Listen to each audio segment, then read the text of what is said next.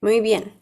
Así que, bueno, ¿cómo están? Espero que bien. Me imagino que cansados ya de un largo día de trabajo, listos para descansar, ¿no es cierto? Pero vamos a tomar los próximos minutos para poder abarcar la segunda parte de nuestro estudio de principios de la verdadera educación. Y vamos a comenzar con una oración. Inclinamos nuestro rostro. Amante Padre Celestial, te damos muchas gracias por estar con nosotros. Pedimos tu bendición y tu sabiduría y también tu protección, dependiendo de dónde estemos, Señor, esta noche en esta reunión. Sé tú con nuestros hermanos, con la tecnología, con cualquier cosa que pueda distraernos del estudio de esta noche. Te pido esto, Señor, en el nombre de Cristo Jesús. Amén y amén. Muy bien, bueno, vamos a comenzar con nuestro versículo temático que se encuentra en Romanos 15:4. ¿Alguien lo quiere leer el día de hoy? ¿Quién me pueda ayudar a leerlo? Puede prender su micrófono.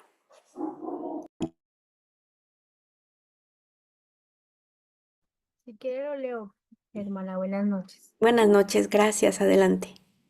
Dice, porque las cosas que antes fueron escritas para nuestra enseñanza fueron escritas, para que por la paciencia y la consolación de las escrituras tengamos esperanza. Romanos 15:4.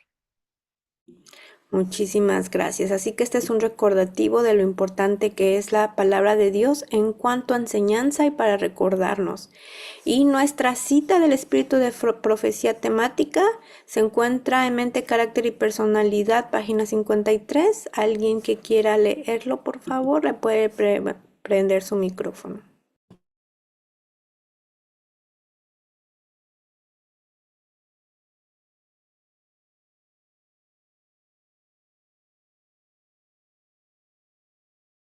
Nadie se anima. Le voy a pedir a la hermana Verónica que si lo puede leer, por favor.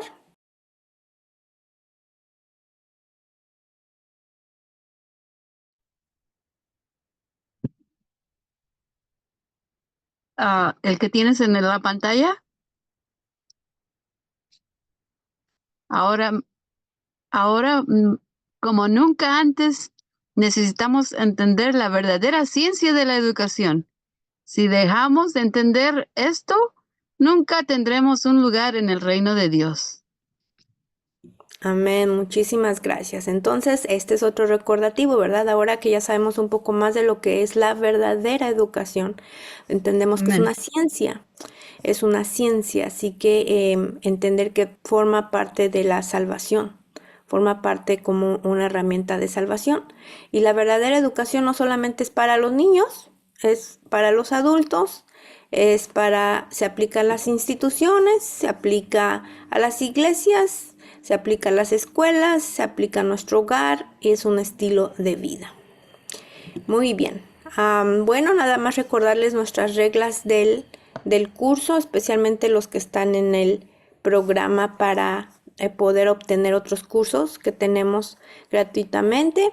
Entrar con micrófono apagado, tener mínimo de una ausencia, nombrar a dispositivo con nombre y lugar donde se encuentran. Pueden hacer conexiones con otras personas, pueden crear un grupo de apoyo de acuerdo de dónde se encuentran. Se encuentran en Colombia, todos los de Colombia, los que se encuentran en Perú, todos los de Perú.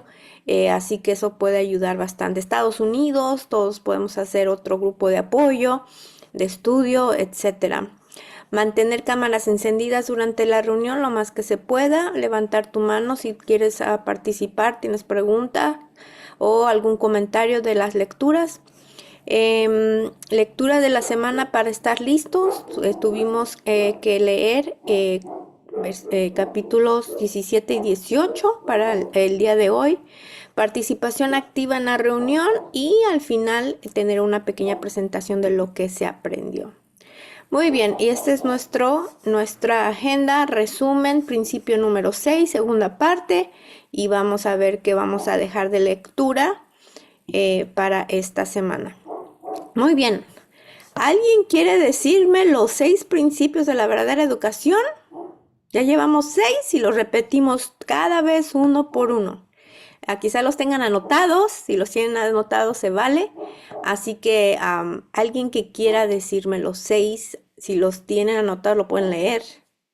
No hay problema. Hermana Erika, buenas noches, adelante. Hermanita, buenas noches. Sí. Bueno, en primer principio tiene como fuente de sabiduría el conocimiento de Dios. Segundo, la verdadera educación es la redención. Tercero, aprender de las ilustraciones bíblicas. 4, aprender y enseñar del maestro de los maestros. Quinta, aprender y enseñar del libro de la naturaleza. Y 6, tiene la Biblia como libro de texto, ¿verdad? Excelente, muchísimas gracias. ¿Alguien más? Gracias. ¿Alguien más que los tenga escritos, aunque no se los sepa de memoria? Hermana Bellanid, adelante. Dice el primero, la verdadera educación como conocimiento del Santísimo. El segundo, la verdadera educación es redención. El tercero, la verdadera educación aprende las ilustraciones bíblicas. El cuarto, aprende y enseña del maestro de los maestros. El quinto, aprende y enseñar del libro de la naturaleza. Y el 6, la Biblia como libro de texto o instructor. Muchas gracias, hermana Bellanid, y felicidades que los tengan ahí anotados. Tarde o temprano nos los sabremos de memoria, pero esto nos ayuda a recordar qué es la verdadera educación y cuáles son sus principios. Mis perros están ladrando, ¿se escucha mucho ruido? ¿O me escuchan bien? Si me pueden decir si me escuchan bien, si no para... Sí se escucha bien, hermanita. Ok, bueno. Muy bien, bueno, vamos entonces a los que no lo tienen anotado. Recuérdense que esto es un estudio y que se hace en un estudio, pues se analiza, se examina, se escribe, ocupamos nuestro lóbulo frontal, así que parte de escribir es parte del aprendizaje. Sella un poco más el aprendizaje. Así que si alguien no los tiene, aproveche estos minutos. El número 1, la verdadera educación, tiene como fuente de sabiduría el conocimiento de Dios. Número 2, la verdadera educación es la redención. Número 3, aprender de las ilustraciones bíblicas. Número 4, aprender y enseñar del maestro de los maestros. Número 5, aprender y enseñar del libro de la naturaleza. Y estamos en el número 6, tiene la Biblia como libro de texto. Ya cubrimos la primera parte, vamos a ir por la segunda. La semana pasada vimos este versículo en Proverbios 6:22. Te guiarán cuando camines, te guardarán y cuando duermas hablarán contigo cuando despiertes. ¿De qué estamos hablando? De las palabras sabias, ¿verdad? Las palabras de la Biblia. Vimos también un video que habla acerca cómo ahora científicamente se puede comprobar que la Biblia y pasar tiempo en meditación, leyendo la Biblia, hace un cambio estructural en el cerebro. Hay un libro que se llama Dios en el cerebro humano, Dios en tu cerebro, que fue precisamente escrito por los que llevaron a cabo esta investigación científica. Entonces pudimos ver en este video que las personas que tienen adicción, se reduce su tipo de adicción, ya sea el alcohol, las drogas, la pornografía, su estructura cerebral cambia bastante cuando se pasa tiempo en la palabra de Dios. Muy bien, y nosotros vimos, como dice el principio número 6, a aprender y enseñar de las escrituras. Y no necesitaríamos, ¿verdad? O espero que no necesitamos que para creer en que hay un cambio en la mente humana, una transformación en la mente humana cuando nosotros pasamos tiempo en las escrituras, que cambie, ¿verdad? Que trabaje en nosotros. Pero ahora la ciencia nos está diciendo que sí, lo está comprobando, algo que ya se nos ha dicho por tantos años. Así que como cristianos, pues la fe nos ayuda a aceptar que va a haber una transformación, ¿verdad? Cuando nosotros dependemos de Cristo. Pero hay algunos que quizás no tenemos tanta fe y somos un poquito más, necesito comprobar, necesito ver qué más. Entonces es curioso que ahora que la ciencia comprueba muchas de las cosas que están escritas en la Biblia, cosas que también el espíritu de profecía por medio de Elena G. de White escribió, se están comprobando, y eso que ella lo dijo hace tanto tiempo, pues nos queda pensando, ¿no? Y tuve falta de fe, nuestro pueblo tiene falta de fe porque no hemos seguido algunas cosas o las seguimos por un tiempo y luego las dejamos. Es algo en qué pensar. Pero hemos visto en el capítulo 13 de este principio, en el libro de la educación, que la ciencia está relacionada, ¿verdad? No solamente con la ciencia de la verdadera educación, sino las ciencias como las conocemos. Y la semana pasada les hice una pregunta: ¿qué tiene que ver la ciencia? ¿Qué tiene que ver la ciencia con la Biblia o con nuestra vida espiritual? Y en realidad es que el que creó todo es el creador de las ciencias, incluyendo matemáticas, que a veces no lo podemos pensar así. Así que nosotros tenemos una palabra que es la palabra de Dios, que en el jardín del Edén esa palabra era depositada en la mente de Adán y Eva por medio de la misma palabra y la boca de Dios. No había la palabra escrita, no se tenía que leer, no se tenía que escribir, porque el Señor estaba allí hablando con ellos todos los días. Ahora en día tenemos esa misma palabra por escrito. Ha sido dejada a nosotros y lo hemos leído en nuestro versículo temático para nuestra instrucción, para aprender, para recapacitar del pasado y no cometer los mismos errores o mejorar. Así que también vimos que la educación ofrece una ventaja intelectual. Hablamos acerca de las ciencias, hablamos acerca de cómo la palabra de Dios ayuda a incrementar en conocimiento, no solamente de literatura o académico, sino de las cosas celestiales.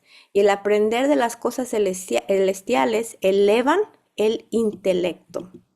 Vimos también en el capítulo 14 la Biblia y la ciencia. Vimos que somos testigos ahora, la naturaleza también es testigo y da testimonio de lo que ocurrió hace mucho tiempo, de las cosas creadas, de las cosas que quizá ya no existen y que están su historia depositada en fósiles. Y hemos visto por medio de estos fósiles que la narrativa de la historia de Noé fue una realidad. Y aún podemos seguir estudiando acerca de eso y encontrar muchos resultados acerca de esa catástrofe que fue global por medio del estudio de la naturaleza y las cosas, estos fósiles, cosas muertas, cosas que están ahí, que nos siguen hablando de un pasado que existió y de una perfección que algún día existió. Vimos también que las escrituras declaran de la creación de Dios y la creación de Dios declara de las escrituras. Y ahora vamos a pasar a la segunda parte, que es el capítulo 15, que se titula Principios y métodos aplicables a los negocios. Y esto es fascinante, para mí se me hace fascinante. Les dije la semana pasada que esta es una de las porciones que utilizamos para dar a los padres en una clase de iniciativa de negocio, de emprendimiento, porque a veces hacemos nuestros negocios, tenemos nuestros negocios o tenemos una pequeña empresa, o quizá nuestras propias finanzas en el hogar, no aplicamos los principios bíblicos.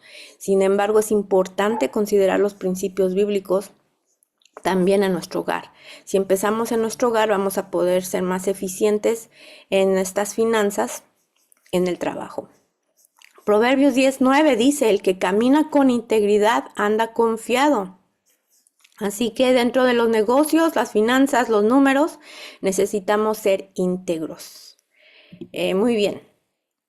Vamos a hablar acerca de los principios empresariales. ¿Qué encontraron ustedes en su lectura del capítulo 15 acerca de lo que se puede relacionar con principios empresariales y la Biblia?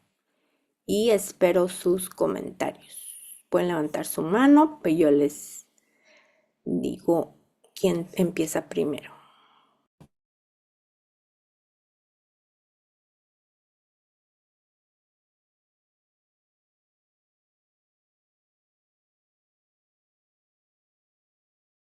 Hermana Bellanid. Bueno, yo tengo, dice, la vida cotidiana y los negocios. ¿Sí estamos en lo mismo? Sí. Sí. No, Ok, no tengo el subtítulo como está en el libro, es solamente la idea, la clave. ok, ok. Habla de que el inicio, dice, el inicio de en la vida del joven se le debe enseñar la integridad, la diligencia, la temperancia, la economía y la pureza, que dice que constituye un capital muy valioso, que a los jóvenes deberían enseñársele que debemos ser siempre íntegros y que de eso es el éxito de nuestra economía. Y el fundamento de la integridad en los negocios es que somos mayordomos de Dios, que Dios nos ha dado talentos, economía, fortalezas para, para el evangelio y para administrar. ¿Y en cómo lo administramos? ¿Cómo se ve reflejado lo administramos? En el diezmo, que es la honestidad que le pertenece al Señor, que es un principio de negocio. Los diezmos y las ofrendas, o sea, la fidelidad que tengamos claro de lo que hemos apartado para el Señor y que le pertenece, hace que sea exitoso el negocio que emprendamos. Si tenemos claro de que debemos darle lo que le pertenece al Señor. Y no solamente el diezmo, sino también la ofrenda. Dice que allí se ve reflejada la gratitud y la sabiduría en el cual estamos aprendiendo de su palabra. Y que esto deberíamos enseñarle a nuestros niños de que es muy valioso ser fieles al Señor, porque de ahí depende nuestros negocios. Si les enseñamos, inculcamos a los niños lo importante de que somos mayordomos, no somos dueños de la casa, no somos dueños de la finca, no somos dueños de la casa, de lo que hay en la casa, sino somos mayordomos. Igual nosotros, nuestros hijos, somos los mayordomos de Dios para entregarles. Él nos es un maravilloso Dios que nos da unos hijos 0 kilómetros para que los eduquemos y después se los tengamos que dar a Él. Entonces, en básico es la fidelidad que nosotros recibimos como padres y se los inculcamos a los hijos. Y que es muy importante, muy importante. Muy bien, hermana Bellanid, muy lindo resumen. Exactamente, nada de lo que somos económicamente nos pertenece, ni nosotros, ¿no? Ni nuestro cuerpo tampoco. A veces pensamos de mayordomía en términos económicos nada más, pero la mayordomía también tiene que ver, como tú comentaste, también son nuestros hijos, somos mayordomos de nuestros hijos, cuidadores de nuestros hijos. El Señor nos los ha prestado, ¿qué estamos haciendo, verdad? Con esas mentes, y darnos cuenta de que en realidad todo lo que tenemos pues es por la misericordia de Dios y que tenemos que ser buenos mayordomos. Y esto nos recuerda de las parábolas, ¿no? Los que tenían un talento, ¿qué hicieron con ese talento? Unos lo guardaron, uno lo guardó, otro lo multiplicó. Y muchos de nosotros a veces también Dios nos da cosas materiales o talentos, y no los empleamos para la honra y gloria de Dios y no hay productividad. Eso es lo que pasa, los guardamos para nosotros. Así que exactamente, muy bien, la integridad, de enseñarle a nuestros hijos esto de la mayordomía económica desde que son pequeños. Muy bien, y qué es importante también en este capítulo, aunque la hermana ya lo resumió muy bonito, que estos principios empresariales, como lo que es la integridad, ¿verdad? También se nos habla los principios de diligencia de honradez, economía, temperancia y pureza. Son el secreto del verdadero éxito. Así que estos principios deben existir en lo que son nuestras finanzas. Estos principios son los que presenta el libro de Proverbios. Constituyen un tesoro de sabiduría práctica, donde pueden hallar el comerciante, el artesano, el conductor de hombres en cualquier tipo de actividad, mejores máximas para sí mismos y sus empleados que las que se encuentran en las palabras del sabio, o sea, en Proverbios. Más de un hombre hubiera escapado del fracaso y de la ruina financiera si hubiese tenido en cuenta las advertencias que las escrituras repiten y recalcan. El que se apresura a enriquecerse no será sin culpa. Y es que a veces tenemos una tendencia a querer almacenar dinero muy rápido, ¿no? No tenemos paciencia. Ahora en día, los muchachos, los jóvenes, por la sociedad en la que vivimos, que todo lo quieren automáticamente presionando un botón, no ven el trabajo, el sacrificio y el proceso que uno debe de llevar a cabo para obtener algo financiero. Y si nos apresuramos, ¿verdad? Dice aquí, el que se apresura a enriquecerse no será sin culpa. Y es que hay un peligro en eso, aunque podemos perder el camino. Las riquezas de vanidad disminuirán, pero el que recoge con mano laboriosa aumenta. Entonces, hay que trabajar laboriosamente, el trabajo con el sudor de la frente, y que nuestros hijos entiendan eso. Ahora tenemos esos niños que se creen rey, se me olvidó el término. Hay un término para el que les llaman los niños reyes, los niños príncipes, algo de príncipes. Y estos niños reyes, ¿perdón? Los niños emperador. Los niños, gracias hermana. Los niños emperador son los que andan mandando a la mamá, al papá, y todo lo quieren en el momento en que ellos es su capricho. No quieren hacer ningún esfuerzo para ganarlo, nada más recibir, recibir y recibir. Y esos niños son tan infelices, porque una vez que tienen una cosa, quieren otra y nunca se van a abasto. Y nosotros también a veces cometemos el error en que queremos darles a ellos lo que nosotros no tuvimos. Pero cometemos ese error si no les enseñamos a trabajar laboriosamente. El que dice, amontonar tesoros con lengua mentirosa es aliento fugaz de aquellos que buscan la muerte. También el tratar de ganarse el dinero engañando a la gente, ¿verdad? Eso es horrible y pasa mucho ahora en día, El que toma prestado, fíjense qué importante y qué principio. No tomen prestado, por favor, si son poquito, pónganlo todo en el Señor. El que presta dice que es siervo, en otras versiones dice esclavo, en otras versiones dice es lo mismo, siervo y servidor. Dice, en pocas palabras, el que presta va a ser un esclavo y dependiente del que presta, ¿ok? Eso es feo porque pides prestado, no lo puedes pagar y pides prestado a otra persona para pagarle a otra persona, y así te haces una cadenita de prestaciones que nunca terminas de pagar.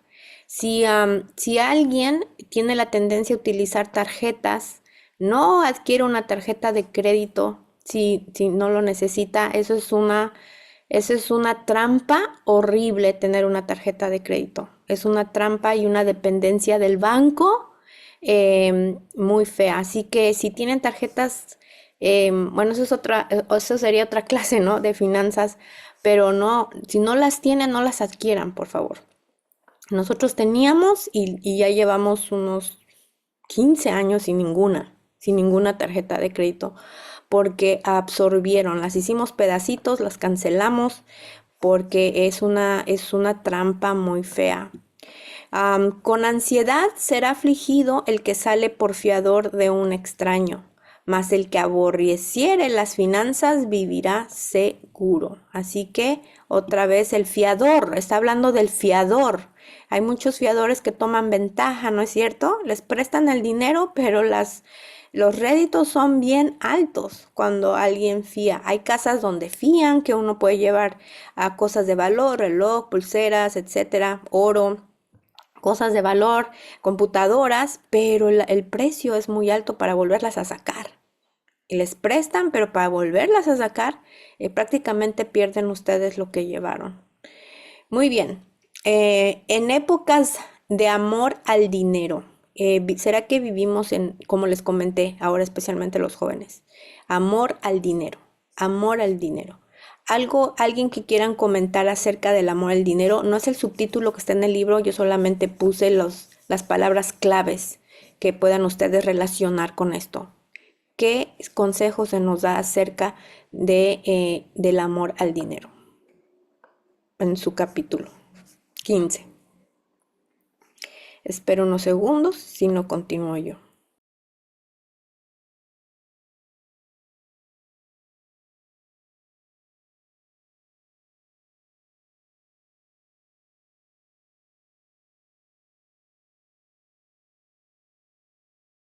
Bueno, continúo yo. Dice, mejor me es la ley de tu boca que millares de oro y plata.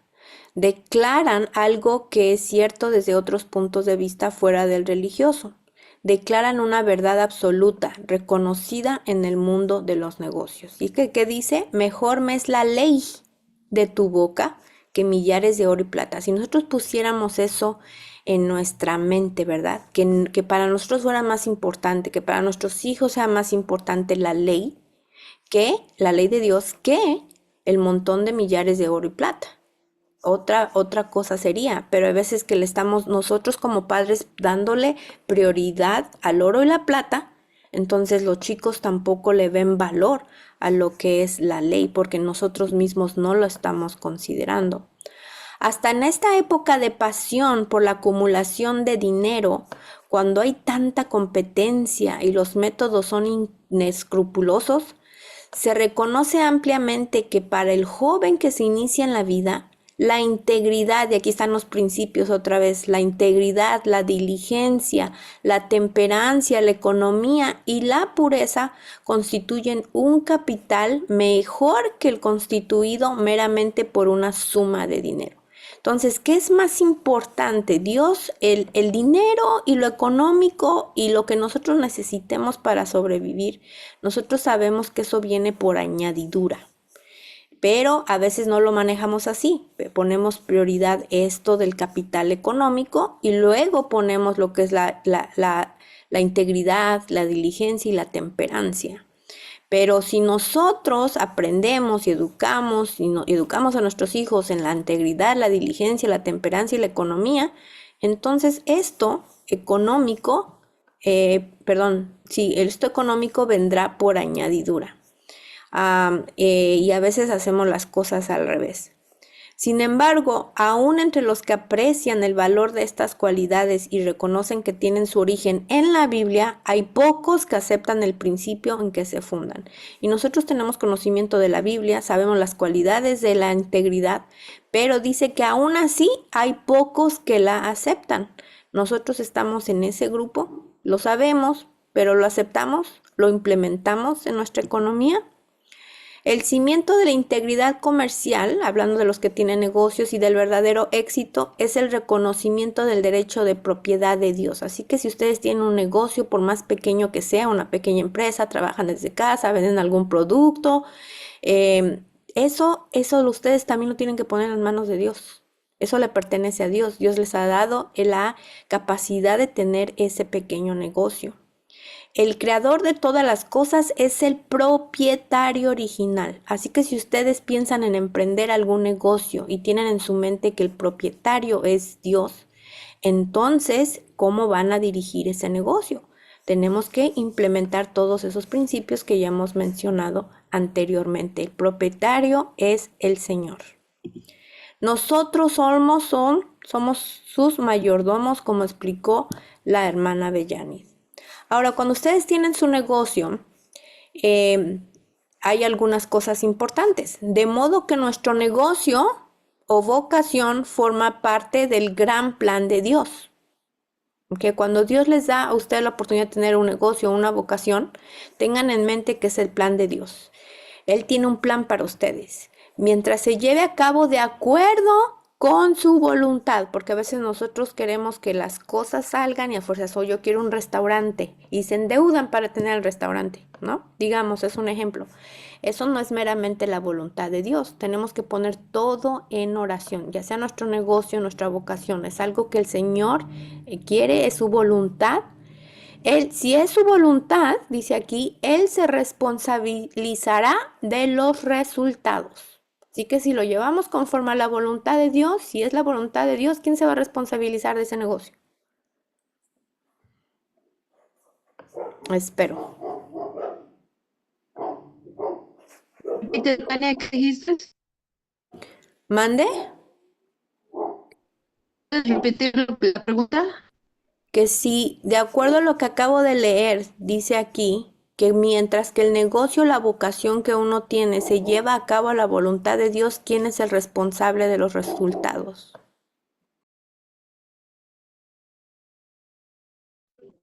Dios.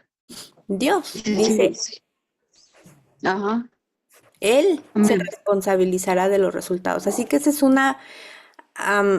una promesa muy linda, porque si yo sé que yo hago todo a la voluntad de Dios, lo puse bajo la voluntad de Dios, entonces Él va a actuar.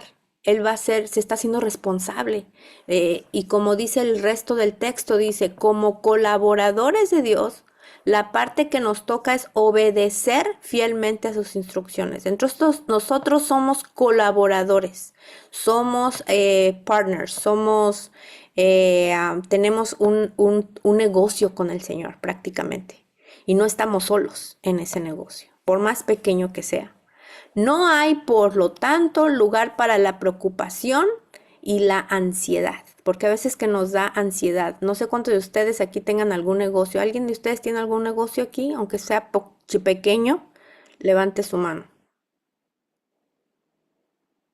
¿Alguien ha emprendido algo? ¿Alguien vende algo? Ya sea, no sé, pan, tortillas, avena, algo. Eso significa también ser emprendedor. ¿Alguien lo tiene? ¿No? Ok. Bueno, las personas que hemos emprendido algo, generalmente podemos entrar en esto, en la preocupación y la ansiedad. Pero cuando nosotros le dedicamos las cosas al Señor y las hemos depositado en sus manos, Él va a colaborar con nosotros porque nosotros somos sus colaboradores y Él va responsabilizarse de los resultados. Claro, nosotros tenemos que hacer nuestra parte. Se requiere diligencia, fidelidad, cuidado, economía y discreción. El que da a los hombres la facultad de obtener riquezas ha unido al don una obligación. Reclama una porción determinada de todo lo que adquirimos. Así que una vez que nosotros tengamos ingresos de ese negocio o de ese pan que vendimos, si vendí mi pan, no sé, a $10, ¿cuánto le pertenece al Señor? Hermana Vero, tiene su mano levantada, adelante. $1. $1 le pertenece. Sí. Ujú. Sí, el 10%, claro. El punto principal ahí, como colaboradores de Dios, la parte que nos toca es obedecer fielmente sus instrucciones. Tania, mucha gente no entiende eso. Hoy en día se nos predica, lamentablemente, que Dios ya hizo todo, que nosotros no tenemos que hacer nada porque ya hizo todo. Y la mayoría de religiones, eso es lo que están predicando y desafortunadamente nosotros estamos en eso. Y yo no lo entendía hasta que empecé a leer el libro de educación y otros libros que nos dice que nosotros tenemos una parte que hacer. Y a pesar de que no tengamos toda la luz, pero si hacemos el primer paso, Él va a abrir las puertas. Y con lo poco experiencia que yo he tenido, es increíble cómo el Señor ha abierto puertas y yo sé que todavía nos falta mucho, pero no sé, como dicen, en inglés I'm a living testimony de cómo Dios ha bendecido, a pesar de que lo he hecho de acuerdo a mi ignorancia lo mejor que puedo. Gracias, Tania. Dios ha Sí. multiplicado. Sí, y ahí vemos los resultados, ¿no? De la misericordia del Señor, porque pues nadie de nosotros la tiene al 100, ¿verdad? Nadie lo está haciendo perfecto, pero cuando tú tienes la iniciativa de obedecer al Señor conforme a la luz que tú tienes, el Señor va a bendecir, el Señor va a bendecir. Así que nosotros ya una vez que recibimos, ¿ok? Las amas de casa que no trabajan y reciben quizá de su esposo para hacer los gastos de la casa. ¿Hay aquí alguna ama de casa que reciba dinero de su esposo para los gastos de la casa? Levante su mano virtual. O si no es del esposo, que tenga alguna entrada de dinero, ya sea lo que sea, para llevar los gastos del hogar. Levante su mano virtual.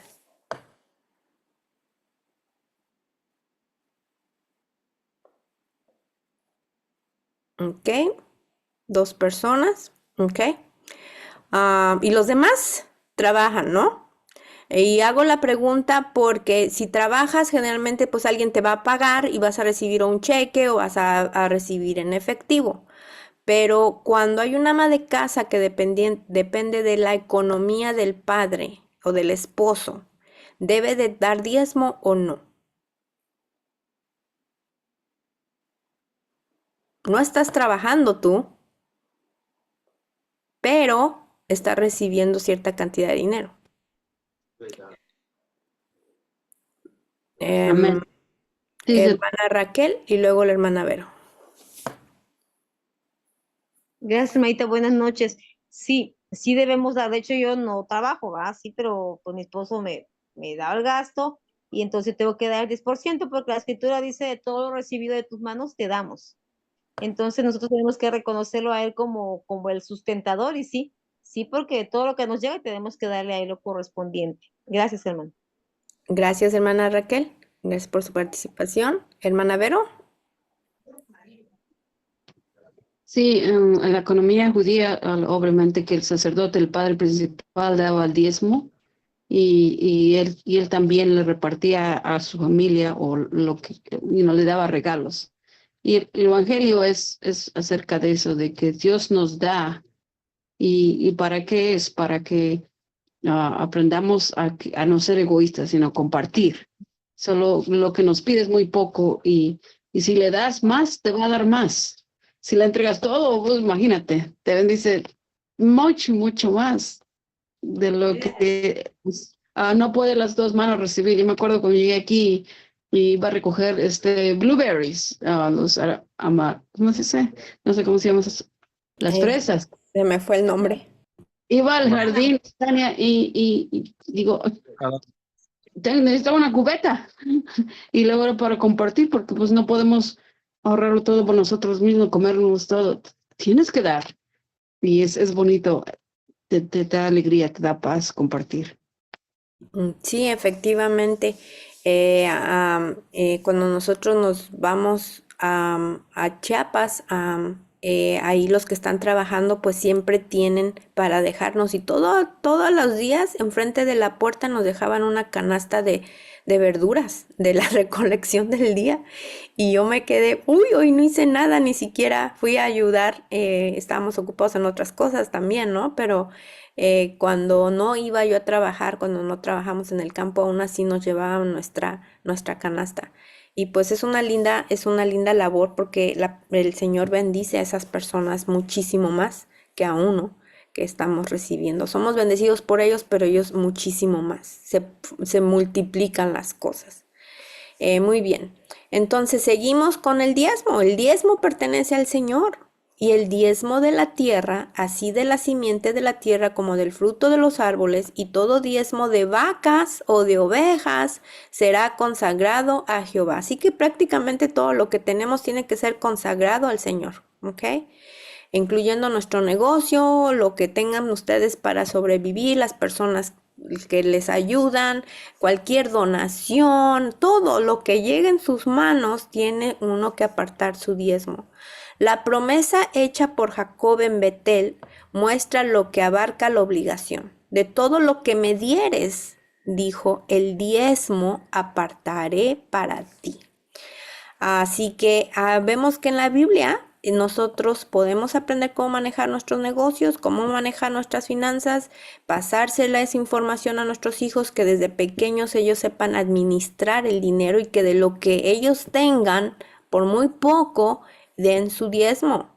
Me acuerdo cuando Jairan empezaba a tener su entradita de dinero, aunque fuera $1, lo ponía en su diezmo, en su sobre de diezmo, con su nombre y todo, él lo llenaba. Así que son hábitos que van a perdurar. Muy bien, vamos al capítulo. ¿Alguien tiene más que agregar para el capítulo 15 antes de seguir? Las finanzas y lo que dice la Biblia acerca de las finanzas. ¿Alguien más quiere agregar algo o ya pasamos al siguiente?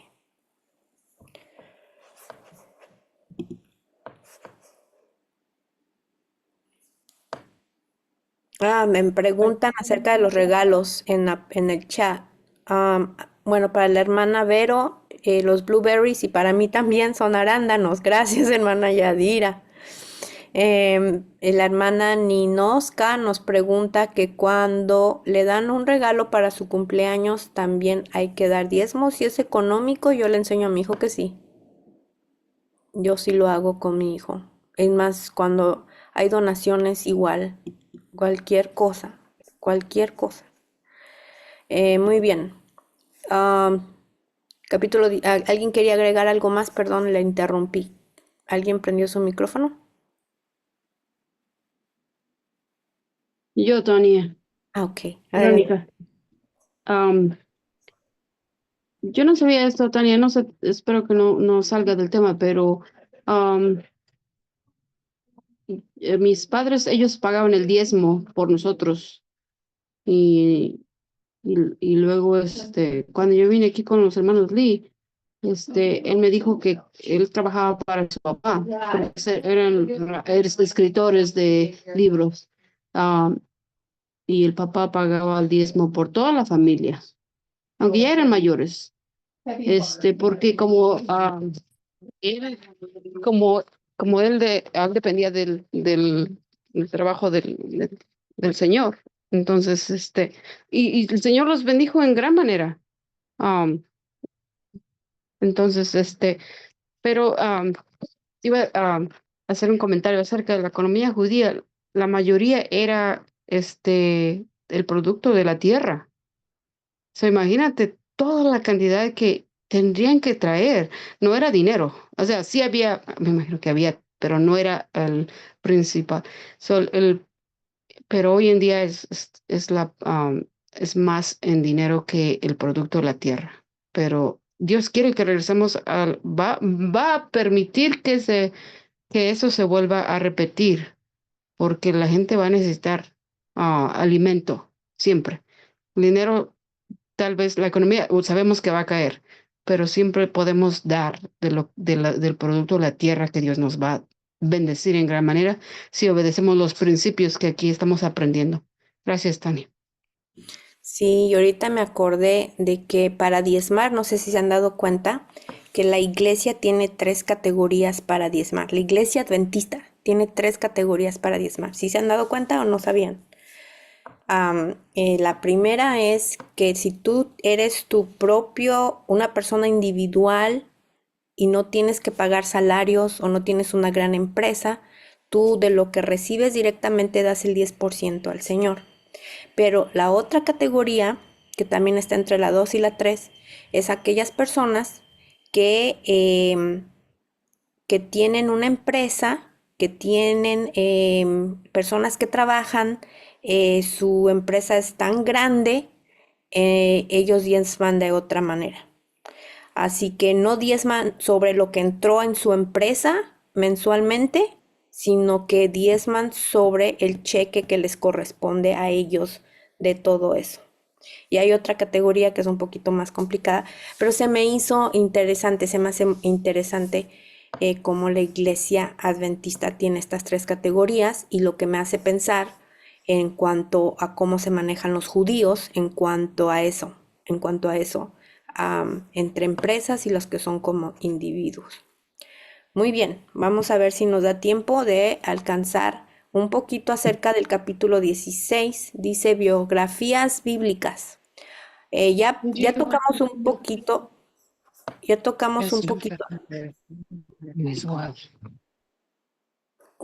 acerca de esto cuando vimos lo de las ilustraciones bíblicas. Dentro de las ilustraciones bíblicas también estaban las biografías bíblicas. Pero aquí estamos hablando más específicamente de las biografías bíblicas. En Hebreos 11 del 33 al 34 dice, por fe conquistaron reinos, hicieron justicia, sacaron fuerzas de debilidad. Y es que de las biografías bíblicas nosotros aprendemos de esos grandes personajes, también para nuestras experiencias que siguen aplicándose ahora en día. O esas biografías bíblicas son como un medio de educación. Ninguna porción de la Biblia es de mayor valor, dice aquí, que sus biografías. Estas difieren de todas las demás porque son absolutamente fieles a la realidad. Es posible que una mente finita interprete exactamente en todas las cosas lo que hace a otra. Solamente aquel que lee el corazón, que percibe la fuente secreta de los motivos y las acciones, puede describir con absoluta fidelidad el carácter o presentar un resumen fiel de una vida humana. Y es importante, ahora hay libros de muchas biografías, podemos leer biografías de presidentes, biografías de personas importantes, biografías de personas que hicieron algún cambio en la vida de alguien o transformaron la sociedad a algún punto de la historia. Y hay muchísima biografía. Cuando íbamos a la escuela, nos hablaban de las biografías de los presidentes, etcétera.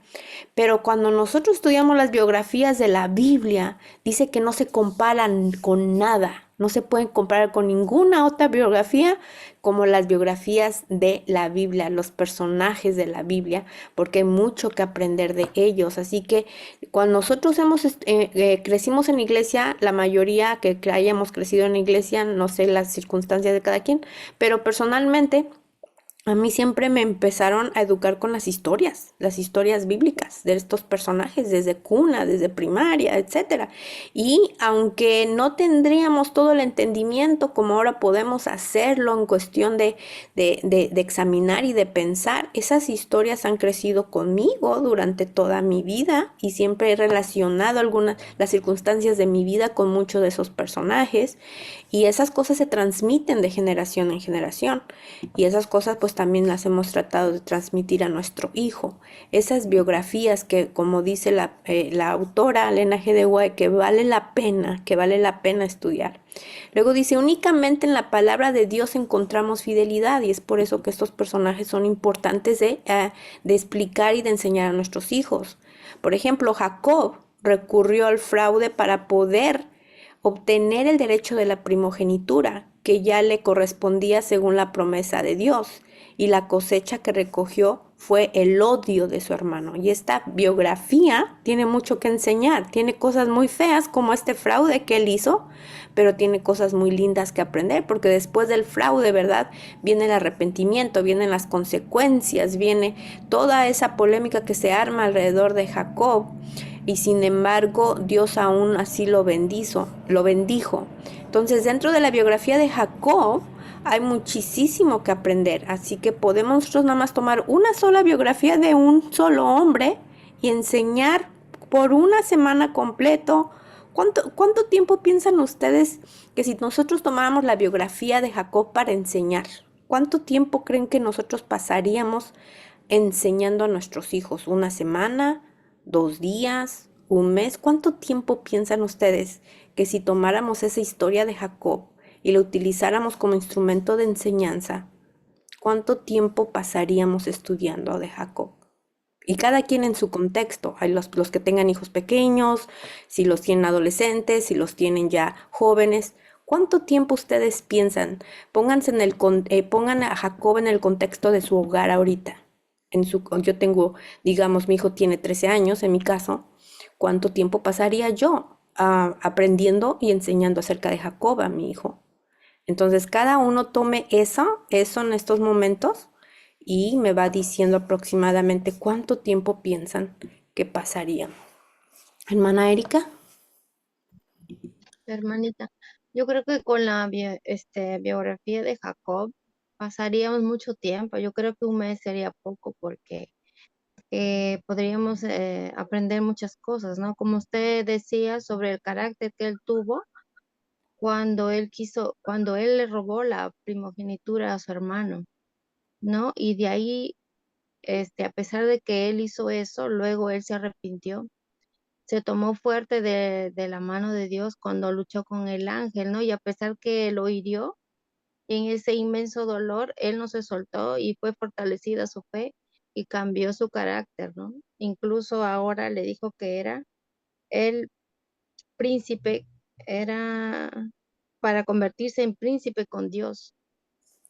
Mm, Y yo creo que eso es una gran lección para los chicos, ¿no? Y también dice que el carácter que él tenía reflejó a los hijos, ¿no? Que ese fue su segunda cosecha, que vio reproducido en sus hijos los malos rasgos de su propio carácter, ¿no? Que él antes tenía de reconciliarse con Dios. Y muy así bien. podemos sacar muchas enseñanzas de su biografía. Ujú. Y entonces, en particular, en su hogar, hermana Erika, ¿cuánto tiempo usted pasaría estudiando acerca de Jacob? Yo creo que un mes y un poco más. Ok, un mes. Ok, perfecto, gracias.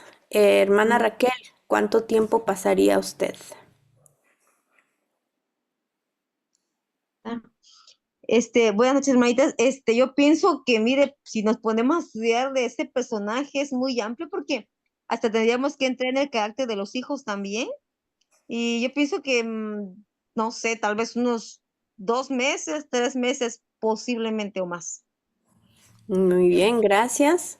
Hermana Vero, ¿cuánto tiempo utilizaría usted utilizarías para estudiar la biografía de Jacob con tu hijo? No es muy grande. Eso es una de sus historias favoritas de mi hijo. Ah, ah, pero yo creo que menos de una semana, yo creo lo haría, ¿no? Para mí. Muy bien, excelente. A ver, hermana Bellaniz. Pues, o sea, haciendo un análisis como de todo el contexto familiar, no solamente de Jacob, sino, digamos, su núcleo familiar. Y sí sería bueno como extenderlo de un mes o quizás sí, o como un periodo como de 3 meses, sí, un trimestre, como que fuese una materia como para uno enseñar, digo yo, no sé. Muy bien, hermana Yadira. A ver, lo que pasa que por lo que hemos ya estudiado también, ¿no? Con lo que es la verdadera educación, am, se puede desglosar todo un año de estudio donde podemos abarcar geografía, podemos abarcar matemáticas, escritura, lectura, em, podemos implementar actividades de mapas, brújulas, incluso la cocina, cuando estamos hablando de la alimentación. Se puede hacer una temática bastante grande y así fácil, fácil, un año, como lo hemos practicado con Daniel, con el santuario, donde podemos, dependiendo la edad de nuestros niños, ir aplicando actividades para poder estudiar y aplicarlas en cada ramo de lo que necesitamos estudiar. Muy bien, muchísimas gracias, hermana Yadira.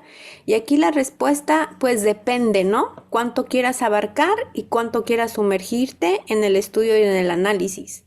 Si es algo nomás de la historia, si es nada más geográfico, puede variar desde 3 meses hasta un año. Pero un estudio grande, grande, grande, así que quisiéramos de profundizarnos y nadar allá adentro, sería un año mínimo. En el santuario nosotros nos tardamos 3 años. ¿ok? 3 años estudiando todo lo del santuario y todas las ramas que salen del santuario. Entonces, así efectivamente. Pero para la capacitación de padres, voy a compartirles algo que no terminé, pero vamos a seguir adelante. Aquí lo importante es que haya aprendizaje, ¿no? Entonces, cuando ustedes estudien algún pasaje, como padres, háganse esta pregunta, ¿ok? En el caso, bueno, yo pregunté de Jacob, pero pensemos en Daniel. Hagamos estas preguntas porque estas preguntas nos van a ayudar a nosotros a estudiar, a capacitarnos y luego transferir esa información. El autor, ¿quién es el autor por ejemplo? Hablamos de Jacob, ¿no? Pero también puede ser cualquier otra biografía. O Daniel, en este caso, ¿en qué época de su vida estaba escribiendo o viviendo? ¿En dónde se encontraba cuando se escribió este libro? ¿Ok? ¿Qué características del autor son reveladas o de la biografía en este caso? ¿Qué estaba experimentando Daniel en ese momento? Y estoy hablando de Daniel 1. Vayan a sus Biblias en Daniel 1. ¿De qué está hablando Daniel 1? ¿Verdad? Entonces ahí vamos a ver qué estaba experimentando Daniel, qué características están reveladas allí de Daniel, en dónde se encontraba Daniel, en qué época vivía Daniel, y cuál es el tono del pasaje. ¿Es una amonestación? ¿Es una historia? ¿Es una revelación o profecía? ¿Es un aprendizaje? ¿Qué es? ¿Cuál es el tono que está utilizando el autor que escribió el capítulo número 1 de Daniel? Permítame que se me está bajando la batería.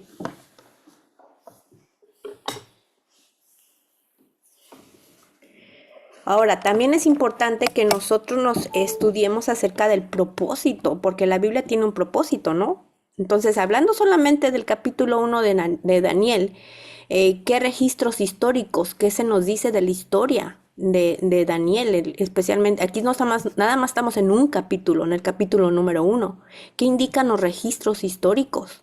De trasfondo en este capítulo, ¿qué contribución hacen a los hallazgos? ¿O qué relación hay con los hallazgos? Ahora en día tenemos algún hallazgo arqueológico que nos pueda hablar acerca del capítulo número 1 de Daniel. ¿Existen o no existen? ¿Cuál es el propósito primario para escribir Daniel 1? ¿Cuál ustedes piensan que es el propósito para escribir Daniel 1? ¿Por qué se escribió Daniel 1 y para qué nos sirve Daniel 1? ¿Para qué nos va a servir a nosotros Daniel 1?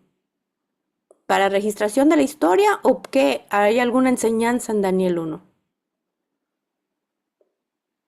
Pueden prender su micrófono porque se me desapareció la barra de... Ahí apareció, hermana Supongo que, Raquel. Hermanita, supongo, digamos, ¿no? que, perdón. Sí, hermana Raquel.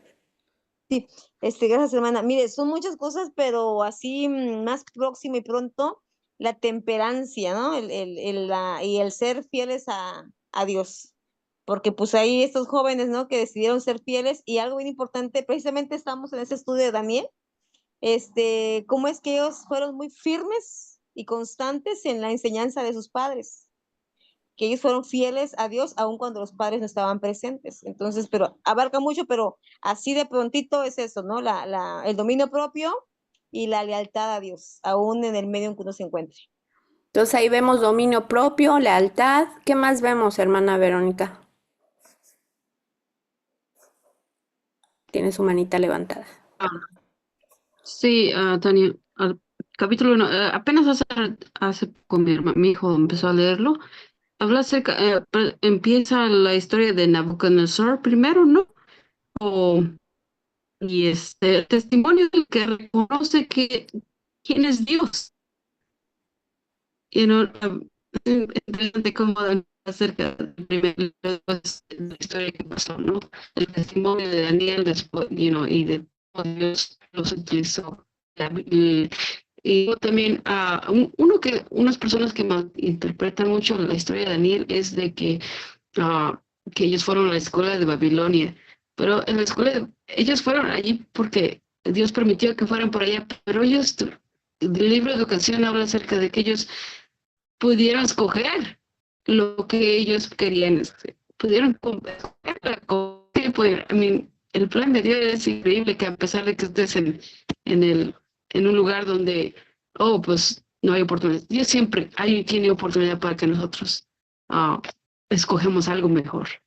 Y, es, y quería nomás hace rato la pregunta que dijiste acerca de Job o Jacob, nada más quería rectificar, no escuché bien la pregunta, disculpa, y mi mamá estaba levantada y no me respondí así, pero sí, toma tiempo, en una semana, no acabas, la Biblia es bastante, toma tiempo y es bonito porque es la mejor escuela. Gracias, Tony. No, de nada, gracias. Gracias, efectivamente, ¿verdad? Entonces ahí hay muchísimo que aprender. Otras preguntas que nos podemos hacer nosotros es ¿qué verdades principales o preocupantes o convincentes presenta el capítulo número 1? ¿Qué verdad hay? Porque ahí hay una acción y hay una reacción en ese capítulo número 1. La acción de Daniel de fidelidad tuvo una respuesta, ¿verdad? Tuvo consecuencias positivas, resultados positivos. Su fidelidad, su decisión de fidelidad tuvo resultados en cuanto a su salud, en cuanto a ser reconocido como muchachos, como Noel y sus amigos, como muchachos 10 veces más fuertes después de haber pasado por esa prueba de 10 días.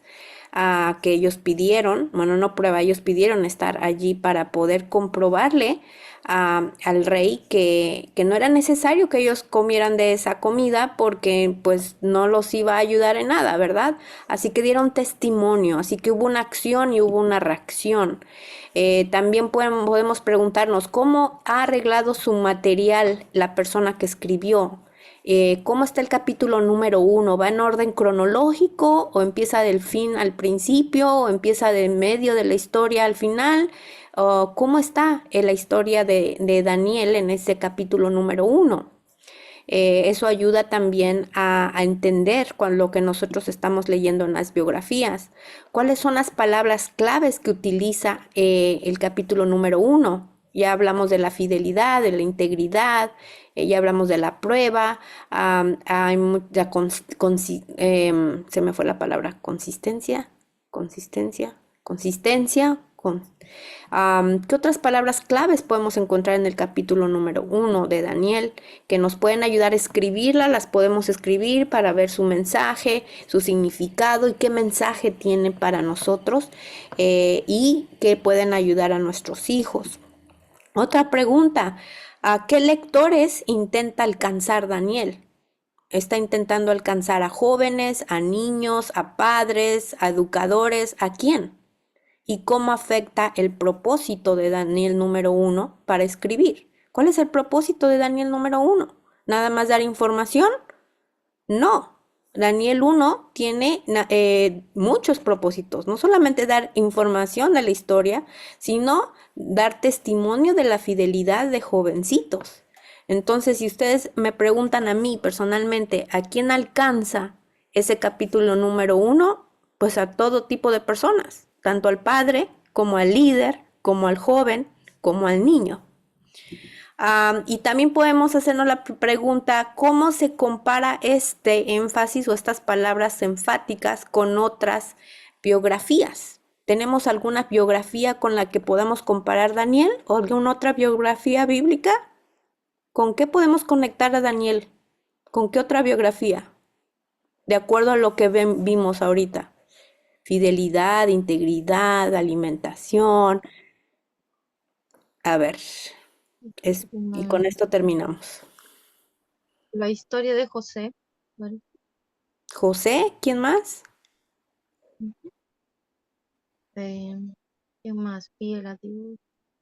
También con la historia de Esther, también puede ser. Esther, ¿quién más? Nosotros, Nosotros, porque tenemos que prepararnos para el tiempo del fin. se aplica para nosotros, ¿no? Para todos. Y también, pues siempre es bueno encontrar conexiones. Esta historia de Daniel se conecta con José, se conecta con Jesús, se conecta con Esther, se conecta con alguien más que pensemos que podamos relacionar esta historia. Y esto nada más, Elías, perdón. Con Moisés. Moisés, también podemos hacer conexiones con Moisés. Muy bien. Entonces, esas son algunas preguntas que nosotros los lectores, como adultos o padres, podernos hacer cuando nosotros estamos estudiando una biografía, ¿ok? Dependiendo de la edad de los niños, pues es algo que a lo mejor yo pudiera hacer con un adolescente o con un joven. Pero a los niños pequeños, entonces nosotros nos preparamos con estas preguntas y después de eso, entonces ya podemos enseñar y no de sopetón, ¿verdad? Ya hablamos que es muy importante las edades, el tiempo, cuánto tiempo quiero, qué quiero aprender. Pero cuando nosotros vamos estudiando las biografías, nos damos cuenta que es lo que podemos alcanzar a enseñar. Como dijo la hermana Yadira, que nosotros ya hemos experimentado de hacer temáticas anuales, entonces te das cuenta que Daniel o la historia de José no es solamente una biografía en sí, es una enseñanza enorme que abarca la cultura, que abarca el contexto, que abarca economía, que abarca enseñanzas espirituales, que abarca cosas innumerables que no nos podemos imaginar. Así que la próxima vez que nos reunamos vamos a hablar acerca de esas precisas cosas que dice el libro de la educación, que tienen que ver con las cosas que Dios ha prometido revelarnos a su pueblo y cosas que no. ¿Ok? Así que lean los capítulos 18 al 20 para esta semana, para reunirnos la próxima vez. Y con esto terminamos. Vamos a orar. Les invito a inclinar su rostro para orar. Amante Padre Celestial, te damos muchas gracias por tu amor y tus bondades. Gracias por ayudarnos a hacer conexiones, Señor, entre lo que tú has dejado en tu palabra, las enseñanzas de economía, de finanzas, del diezmo, de los ejemplos bíblicos que tenemos acerca de cómo nosotros tenemos que ser mayordomos de todo lo que nos has dado. Ayúdanos a aprender a incorporarlo, ponerlo en práctica en nuestra vida para pasárselo a nuestros hijos. Y también, Señor, te agradecemos por esas biografías, esas historias, Señor, que nos siguen llamando al corazón, transformando, y también tiene mucho que enseñarnos a nosotros ahora en la actualidad, a pesar que nuestras circunstancias y nuestra sociedad está no igual que antes, Señor, pero esas experiencias nos ayudan a fortalecernos. Te pedimos igualmente que nos motivemos a estudiar tu palabra para utilizarla como ese libro de texto que necesitamos tener en nuestras vidas. Te pido por cada uno de mis hermanos, en el nombre de Cristo Jesús. Amén y amén. Muy bien, buenas noches, que Dios les bendiga y que tengan una linda semana. Nos vemos hasta la próxima. Hasta luego. Feliz bye, noche. Tania. Buenas Bye. noches a todos. Buenas noches.